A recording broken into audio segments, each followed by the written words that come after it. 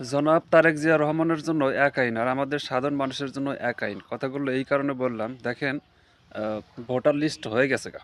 কিছু সাংবাদিক বিএনপির এক নেতাকে জিজ্ঞেস করলো যে ভোটার লিস্ট হয়ে গেছে, তারেক রহমান তো এখনও দেশে আসলো না, এখন কি করা যায়?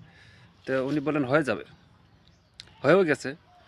দেখেন উনি কিছুদিন পর তারপর 25 তারিখে আসলো, আসার পরে ভোটার হলো 7 ঘন্টার মধ্যে তার আইডি কার্ড হয়ে গেল। আর এই গতকালকে একটা ঘটনা দেখেন, নমিনেশন একজন পেপার দিতে আসছে, 5 মিনিট তার লেট হয়েছে, কিন্তু সে নমিনেশন পেপার জমা দিতে পারলো না। উপজেলা নির্বাচন কমিশন যে অফিসার থাকে তিনি বাধা দিলেন। এটা আর কোনো রকমই সম্ভব না, কারণ তিনি সাধারণ মানুষ, তার জন্য একটা আইন।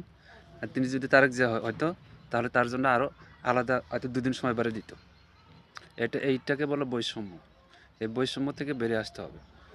কথাগুলো একটু ভালো করে মনোযোগ দিয়ে শুনবেন আর ভিডিওটা শেয়ার করে দিবেন। আসসালামু আলাইকুম।